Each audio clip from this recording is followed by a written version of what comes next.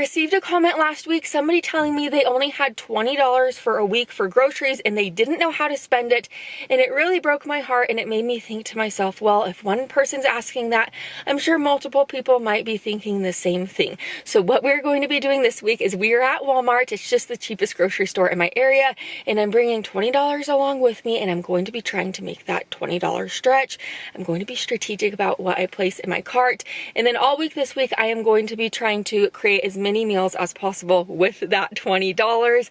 Like I said, I'm really trying to make it stretch. I'm going to be trying to make nutrient-rich, delicious, healthy meals with that $20. I don't want us sacrificing taste or anything like that, but let's go get into the store. I'm bringing you along with me. I have $20 in hand. It's time to see how much I could buy to feed my family this week. Let's see if I could actually make it happen. Since meat has been breaking the bank recently, it is so expensive. I'm going to start in the meat department. Normally, ham is pretty affordable per pound. It's also really easy to cook with and very flavorsome. So I'll be grabbing some ham. I'm also checking the price per pound just to ensure that I do get the best deal this week. Also, you just can't go wrong with a pound of ground turkey for only $1.98. This has a lot of protein in it, and I do like that ground turkey. And then all I could smell are like pickles in this meat department. I glanced over and I saw this huge end cap of dill pickle ramen. I find it so interesting, so please let me know if you've ever tried that. And then I'm in the rice area now, and I'm noticing that a pound of white rice is 92 cents. But I looked over at the brown rice, and a pound is only 88 cents. And brown rice is generally considered more nutritious than white rice, just due to higher fiber, vitamins, and mineral content. So I got that brown rice. I'm down the pasta aisle, and I am just shocked at the pasta sauce prices. The lowest I found is $1.47 for a can, and the highest I found was like $8 for a jar. Definitely out of my budget this week, but I do have an idea to make my own jar of pasta sauce and make it way healthier for about 60 cents a jar. So I'm excited about that. I'll toss a can of diced tomatoes with green chilies in my cart, and I've noticed those hot cans of diced tomatoes with green chilies are quite a bit cheaper than just like the regular cans. I grabbed a can of black beans along with a container of dehydrated hash browns. I have no idea what I'm doing with these hash browns yet, but they sound really good today. I was originally going to pick up corn, but I figured that it would kind of take me out of my budget, and it's not as nutrient rich as like other veggies like green beans. So I'll skip the corn today. And then I know it's easy to knock like canned chicken, but this 5-ounce can is only $1.24. There's quite a bit of chicken in it, and I think we could turn it into something quite delicious. You can't go wrong with elbow pasta, and it's my little one's favorite pasta right now. So I'll be tossing some elbows in my cart. I don't often buy milk when I do these like extreme grocery budget meals, but I'm picking some milk up today. And then something else I don't ever buy when I do these like extreme grocery budget meals is cream cheese. Cream cheese tends to be a little bit more pricey, but I do have something yummy up my sleeve with this. So let's see what we could turn it into. And since I skipped the corn, I am going to be grabbing some cut green beans just in this freezer aisle. I'm also going to be getting some broccoli cuts as well. I often say buy the broccoli cuts over like the broccoli florets. They're both super nutrient rich, but the broccoli cuts tend to be a little bit less expensive. Another fairly affordable item I just love down this frozen vegetable aisle is this seasoning blend. It has yellow onion, red bell pepper, celery, and parsley in it. It is just so good. Here's a rundown of everything I'm picking up today. My black beans, brown rice, diced tomatoes with green chilies, cheddar broccoli rice sides, and then my elbow pasta, of course, cream cheese, along with my huge package of diced ham. There is so much diced ham in this and just so much protein. Canned chicken along with my small container of milk, my frozen broccoli, and then my dehydrated hash browns. You'll be surprised at how much hash browns are in that little container. Ground turkey along with my frozen green beans, and then I have my seasoning blend of veggies and then my tomato paste. Let's get home and let's get to cooking this week.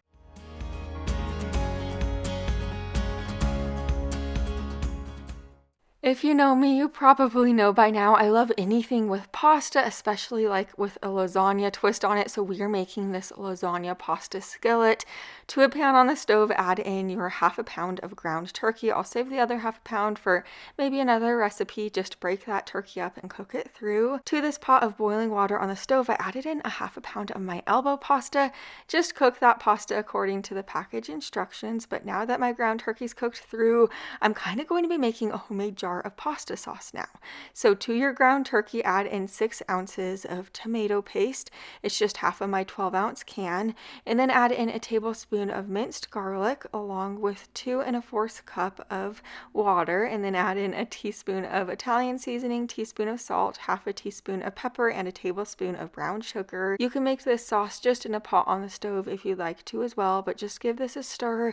Bring it up to a simmer. You're going to let it simmer for a few minutes. If you do find it too thick, you could always add in a little bit more water just to thin out that sauce. But once it is well combined, just add in that cooked drained pasta along with 4 ounces of cubed cream cheese.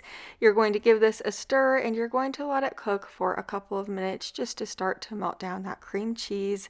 And then you're going to add in 1 cup of frozen green beans. The green beans add quite a bit of nutrition to this. This is just such a delicious meal. But after you add those green beans in there, you're going to give it a stir, let it cook for about 5 more minutes or until those green beans are to the tenderness that you like them to be. Then you could serve this delicious dinner up.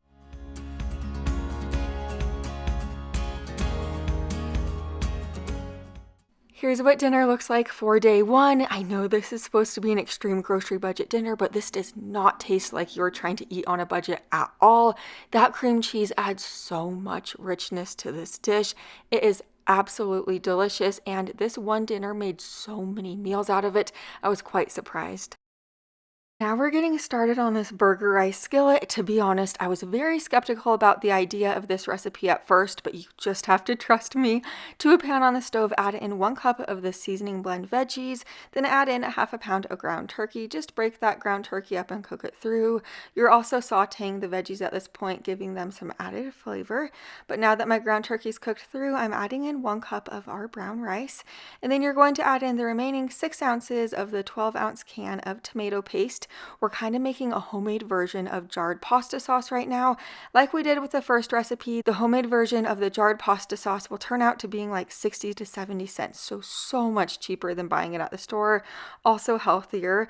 Then I added in 2 1/2 cups of water, a tablespoon of minced garlic, half a teaspoon of pepper, 1 teaspoon of salt, teaspoon of Italian seasoning, and give this a good stir. You're going to let it simmer on your stove for about 10 minutes. Once the simmering time was up, I added in 1 cup of frozen green beans just to give this added nutritional value. And then I let this simmer on my stove for about 20-25 more minutes or until my brown rice was tender. I do want to let you know, kind of like at the halfway point, I did add in about a half a cup more water. If you do find that the liquid line does get too low, just add in some more water until your rice is tender. And then once my rice was tender at the very end, I added in 3 tablespoons of cream cheese just to kind of give it a little bit of a creamy element. Also, this is going to give it so much rich, delicious flavor. Cream cheese is like one of my favorite things to add into dishes, especially recently, just because, like I said, it adds a lot of richness and flavor.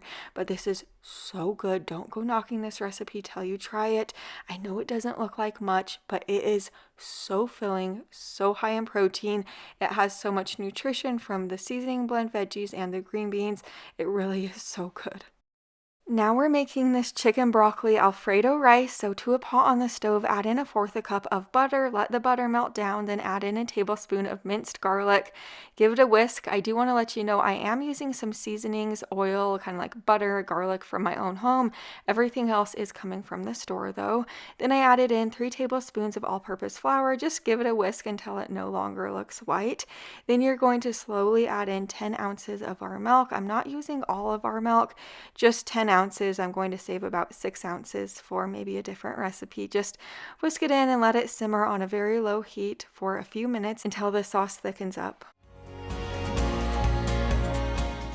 While the sauce is simmering on my stove to this little pot, I am adding in 1 cup of our brown rice along with some water. I'll cook it according to the package instructions, but while that's simmering away, my sauce did thicken up, so I added in my salt, pepper, Italian seasoning, along with the rest of the cream cheese that I had in the package. I'll just whisk this up and let that cream cheese melt down. The cream cheese is going to add a lot of flavor and richness to this sauce.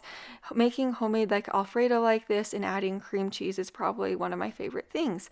But I'm also adding in my package of broccoli right now. I'm only using about 1.5 cups of that broccoli, so not the entire package. Then I added in my drained can of chicken. I'll give this a stir and I'm going to let this simmer on a very low heat for about 5 to 7 minutes or until that broccoli is tender and, cooked through. But at that point, I'm just adding in my cooked rice that I just cooked up, give it a stir, and then you could serve this up.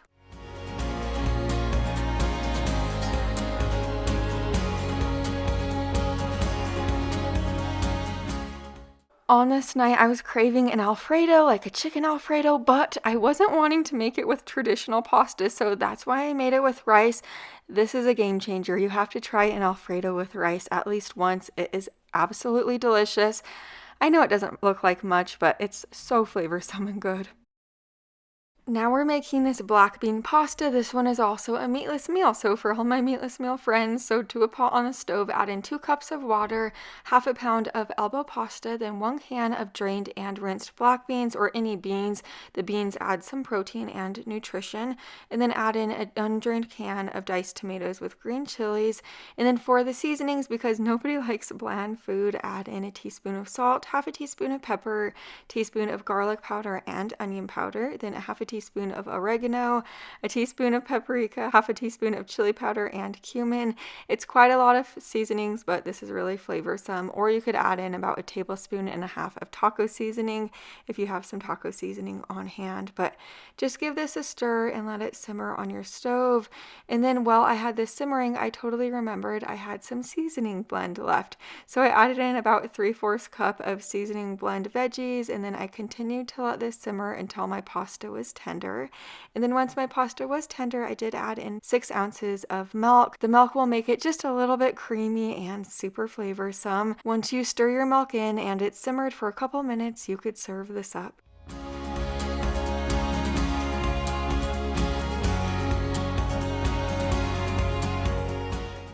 This one dinner alone made for so many meals. This one just made so much food out of it. We actually had enough for about 2 meals for leftovers. Not quite enough to feed our whole family, but enough for 2 meals of leftovers. There was quite a bit of black beans in this, so we weren't feeling hungry after dinner. So we were really impressed with this one. Now we're making this 1-pan broccoli, rice, and ham skillet. So to a pan on the stove, add in a tablespoon of olive oil, then add in 1/2 pound of our diced ham. You're going to cook the ham for a few minutes. You kind of want to make the edges like brown. This will give the ham a lot of added flavor. It will also just give the dish a lot of added flavor in general.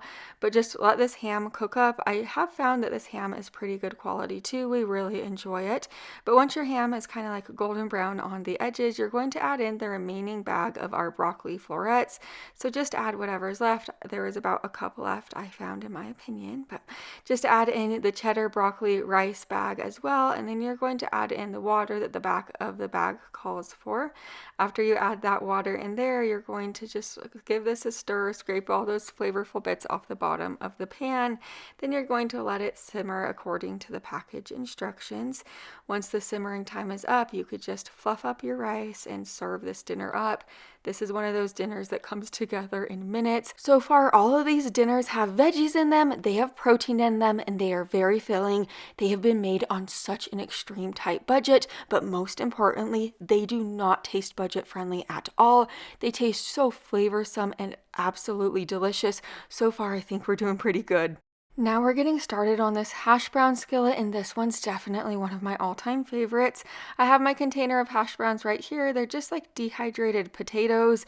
They're just so easy to cook with and rehydrate. This is what they look like. You just pour hot water right into the spout, you close it up and let it sit for a little while to rehydrate those potatoes. I grew up doing this all the time. We used to have these in our pantry just because they don't go bad for a while, so they're really a pantry staple kind kind of like dish you could make. To the pan on my stove, I added in a tablespoon of olive oil along with the remaining diced ham. And then I'm going to add in those hash browns now that they are rehydrated. And then I'm adding in the remaining seasoning blend of like the onions, the peppers, and the parsley. So I just tossed the last of that right in there.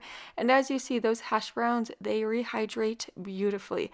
They just rehydrate really nicely. So if you've never tried them, I do recommend them. I also added in the remaining green beans that I have left with a half a teaspoon of salt, half a teaspoon of pepper, and then 1 teaspoon of garlic powder, onion powder, and paprika. And then I did add in a dash of cayenne pepper that will add a little kick, you know, just for a slight bit of spice. But if you don't like spice, don't add in the cayenne. Then I added in a dash of dried basil, give this a stir, and you want those hash browns to get crispy. So I let this cook on my stove for about 15 minutes on medium-high heat.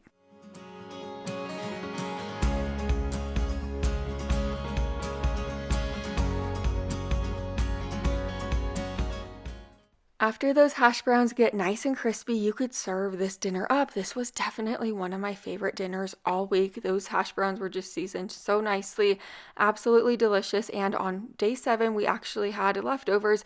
We had so many leftovers throughout the week, so we just had leftovers for the next night's dinner, but this was so yummy. I would love to have you over here, so make sure you're subscribed, and I'll see you in the next one. Bye for now.